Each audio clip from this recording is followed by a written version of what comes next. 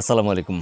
আজকের ভিডিওতে আমরা তুলে ধরব বাংলাদেশের একজন নাগরিক বাংলাদেশ থেকে পৃথিবীর অন্য কোনো দেশে যাবার সময় কি ভুলের কারণে আপনার যাত্রা বাতিল হতে পারে, আপনার পাসপোর্টে এন্ট্রি রিফিউজড সিল দিতে পারে বা আপনাকে ইমিগ্রেশন থেকেই আবার ব্যাক করাতে পারে, সেসব বিষয়টি নিয়েই বিস্তারিত।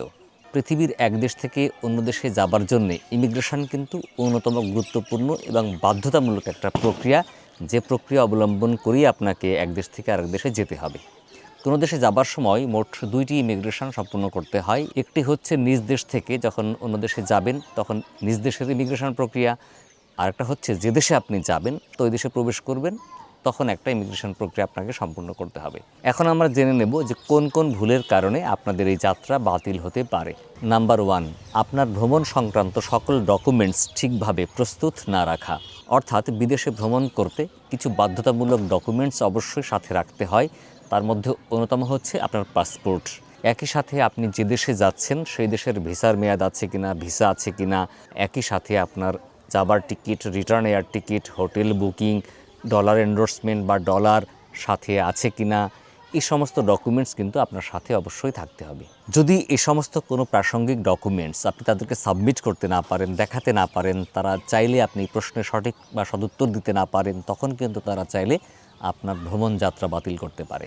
নাম্বার 2, ইমিগ্রেশন কর্মকর্তা আপনাকে যে প্রশ্ন করবে তার সদুত্তর দিতে না পারা বা ভুল উত্তর দেওয়া। যদি এমন হয় যে আপনি যে দেশে যাবেন সেই দেশের ইমিগ্রেশন প্রক্রিয়া সম্পূর্ণ করার সময় তারা যা জানতে চাইছে বা তারা যা দেখতে চাইছে তার সঠিক উত্তর দিতে পারছেন না বা সঠিক ডকুমেন্টস আপনি দেখাতে পারছেন না, আপনাকে প্রশ্ন করছে এক, আপনি জবাব দিচ্ছেন ভিন্ন, বা আপনার ভ্রমণের সাথে সেই জবাবগুলো সঙ্গতিপূর্ণ না, তখন কিন্তু আপনার ভ্রমণ যাত্রা বাতিল হতে পারে। নাম্বার 3, ভ্রমণের উদ্দেশ্য পরিষ্কার করতে না পারা। আপনি যখন কোনো দেশে ভ্রমণে যাবেন বা যাচ্ছেন, পরিকল্পনা করেছেন, তখন কিন্তু ওই ভ্রমণের কোনো একটা উদ্দেশ্য থাকে। হতে পারে ট্যুরিজম, অর্থাৎ আপনি ভ্রমণ করতে যাবেন ব্যবসায়িক কাজে, স্টুডেন্ট ভিসায়, মেডিকেল ভিসায় বা অন্য কোনো কাজে, বা হতে পারে কোনো কনফারেন্সে যাবেন, খেলাধুলা দেখার জন্য যাবেন, কিংবা আপনি ওই দেশে কোনো সভা সেমিনারে অংশগ্রহণ করতে যাবেন। বিভিন্ন কাজেই কিন্তু আপনি বিদেশে যেতে পারেন। কিন্তু দেখা গেল যে আপনি কেন বিদেশে যাচ্ছেন বা ওই দেশে কেন প্রবেশ করবেন সেটা আপনি জানেন না, কী উদ্দেশ্যে যাচ্ছেন আপনি জানেন না, কিংবা উদ্দেশ্য যেটা বলেছেন সেটা ভিসার সাথে সামঞ্জস্যপূর্ণ না, কিংবা যখন যাচ্ছেন সেই সময়ের সাথে সামঞ্জস্যপূর্ণ না। এছাড়াও এমন হয় যে আপনি ট্যুরিস্ট ভিসা নিয়েছেন কিন্তু ওই দেশে আপনার স্বামী বা স্ত্রী আছে, তাদের সাথে মিট করতে যাচ্ছেন, আত্মীয় স্বজনের সাথে দেখা করতে যাচ্ছেন, এটাও কিন্তু আপনার উদ্দেশ্যের সাথে বাস্তবতার সাথে মিল থাকবে না। খেয়াল রাখতে হবে আপনি যে দেশে যাচ্ছেন বা যাবেন সেই দেশে যাবার কারণ এবং সেটা যেন ভিসার সাথে সামঞ্জস্যপূর্ণ হয়। নাম্বার 4, ভুয়া বা ভুল তথ্য দেওয়া। ইমিগ্রেশন কর্মকর্তা আপনাকে যে প্রশ্নগুলো করবেন সেই প্রশ্নের আপনি সঠিক এবং নির্ভুল জবাব দিবেন, যেটা আপনার তথ্যের সাথে আপনার ডকুমেন্টসের সাথে মিলে যায় সেগুলোই আপনি সাবমিট করবেন। হয়তো এমন হলো যে আপনি যাচ্ছেন দিল্লিতে, বাংলাদেশ থেকে দিল্লি, কিন্তু আপনি হোটেল বুকিং করেছেন কলকাতা শহরের, সেটা সেখানে সাবমিট করছেন, কিন্তু আপনার এন্ট্রি হচ্ছে দিল্লিতে। এটা তো সামঞ্জস্যপূর্ণ হবে না, তথ্যটা হবে ভুল তথ্য, তখন আপনার এন্ট্রি রিফিউজড হতে পারে। নাম্বার 5, হোটেল বুকিং বা থাকার জায়গার সঠিক তথ্য না দিলে। ধরুন আপনি যখন যাবেন পৃথিবীর যে কোনো দেশেই হতে পারে, তখন ইমিগ্রেশন কর্তৃপক্ষ চাইলে আপনার কাছ থেকে হোটেল বুকিংয়ের তথ্য জানতে চাইতে পারে, হোটেল বুকিং করা আছে কি না বা কোথায় থাকবেন জানতে চাইতে পারে। তখন কিন্তু আপনাকে হোটেল বুকিংয়ের ডকুমেন্ট সাবমিট করতে হবে।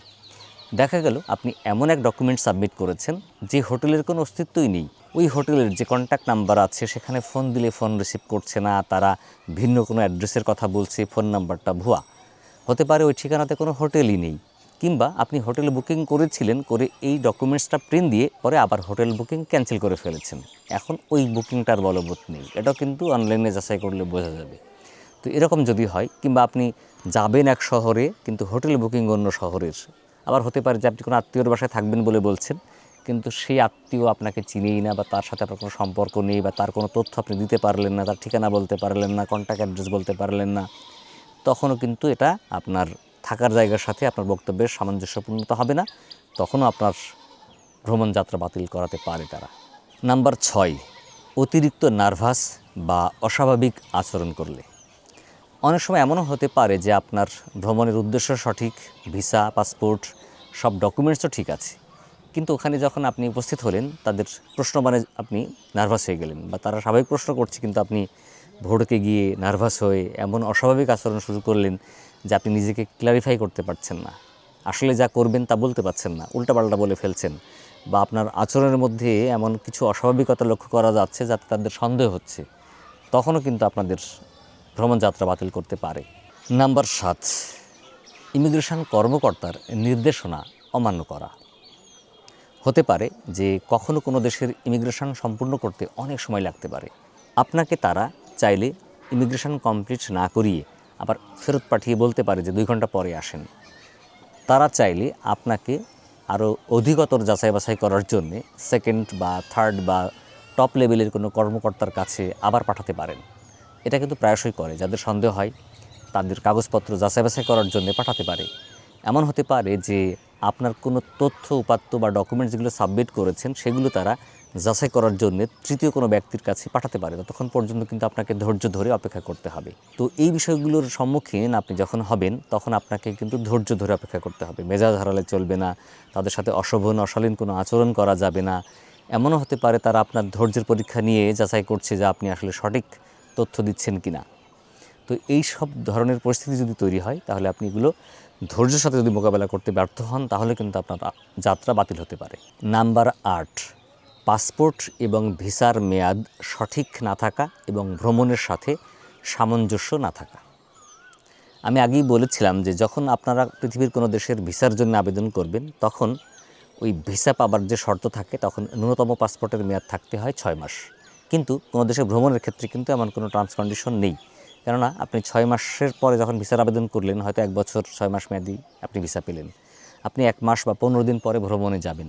আবার হতে পারে যে পাসপোর্টের যে শেষ সময় আছে, মানে লাস্ট 1 মাস যে মেয়াদ আছে সেই সময় আপনি ভ্রমণ করতে যেতে পারেন। সেক্ষেত্রে যেটা করতে হবে যে আপনার এই পাসপোর্টের মেয়াদটা এমন থাকতে হবে বা ভিসার মেয়াদ এমন থাকতে হবে আপনি যে ভ্রমণ পরিকল্পনা করেছেন, সাজিয়েছেন বা আপনার রিটার্ন টিকিট করেছেন সেটা যেন পাসপোর্টের মেয়াদ আর ভিসার মেয়াদের সাথে সামঞ্জস্য থাকে। নাম্বার 9, পর্যাপ্ত আর্থিক সক্ষমতার প্রমাণ দেখাতে না পারা।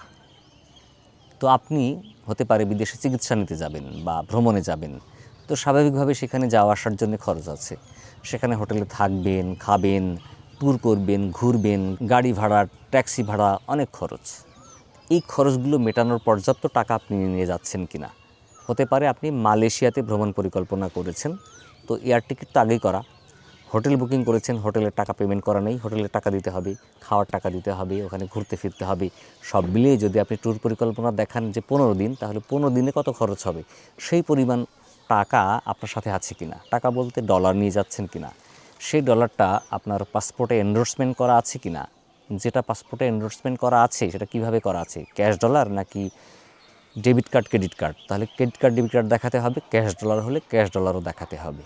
এছাড়াও আপনার কাছে ডলার এন্ডোর্সমেন্টের বাইরে কোনো অবৈধ টাকা আছে কিনা, অন্য কোনো দেশের কারেন্সি আছে কিনা, সেটা পর্যাপ্ত নাকি অস্বাভাবিক, এসব বিষয়গুলো কিন্তু যাচাই বাছাই করা হয়। এই বিষয়ের কোনোটাতে যদি অসঙ্গতি পাওয়া যায় তাহলে কিন্তু আপনার ভ্রমণ যাত্রা বাতিল করাতে পারেন। সর্বশেষ এবং নাম্বার 10, আপনার পেশা সংক্রান্ত প্রমাণপত্র দেখাতে না পারা। আপনি বাংলাদেশের একজন সরকারি চাকরিতে কর্মরত আছেন, এখন আপনি ভিসা করেছেন পৃথিবীর যে কোনো দেশে যাবার জন্যে, পাসপোর্টও আপনার সরকারি পাসপোর্ট, কিন্তু আপনি যাবার সময় ইমিগ্রেশন কর্তৃপক্ষকে দেখাতে পারলেন না যে আপনি গভর্নমেন্ট থেকে পারমিশন নিয়ে যাচ্ছেন। হয়তো এমন হতে পারে যে আপনি গভর্নমেন্ট অর্ডার নেননি, বাংলাদেশ ছুটির অনুমোদন নেননি, এনওসি নেননি, তাহলে কিন্তু আপনার ভ্রমণ বাতিল হবে। আবার এমন হতে পারে আপনি গভর্নমেন্টে জব করেন কিন্তু পাসপোর্টটা প্রাইভেট সার্ভিস দিয়ে করা কিংবা স্টুডেন্ট দিয়ে করা, পাসপোর্ট আপডেট করেননি। আবার যাবার সময় যখন প্রশ্ন করলো যে আপনি কী করেন, আপনি বললেন সরকারি চাকরি করেন, তখন কিন্তু আপনার পাসপোর্টের ইনফরমেশান আর হতে পারে ভিসার ইনফরমেশনের সাথে আপনার বক্তব্যের অমিল। আবার পাসপোর্টে যেহেতু আপনার প্রাইভেট সার্ভিস লেখা বা স্টুডেন্ট লেখা, এই জন্যে আপনি কী করেছেন যে সরকার থেকে অনুমোদনও নেননি, যেহেতু লাগবে না, কিন্তু ওখানে মুখ ফসকে বলে ফেলেছেন যে আপনি গভর্নমেন্ট জব করেন, এমন কিন্তু ঘটে, অনেক সময় হয়। তাহলে কিন্তু আপনার অবশ্যই যাত্রাটা বাতিল হয়ে যাবে। তো ফলে খেয়াল রাখবেন যে আপনি যা করেন সেই পেশা সংক্রান্ত কাগজও যেন আপনার সাথে থাকে, যেমন প্রাইভেট সার্ভিস হলে এনওসি নেওয়া, তারপরে ব্যবসায়িক হলে ট্রেড লাইসেন্সের কপি নেওয়া, ঠিক একইভাবে আপনার পেশা সংক্রান্ত কাগজ ওখানে সাবমিট করতে না পারলে আপনার ভ্রমণ বাতিল হয়ে যেতে পারে। তো বন্ধুরা, এই ছিল আজকে যে সমস্ত কারণে আপনার ভ্রমণ বাতিল হতে পারে তার মধ্যে থেকে গুরুত্বপূর্ণ 10টি পয়েন্ট।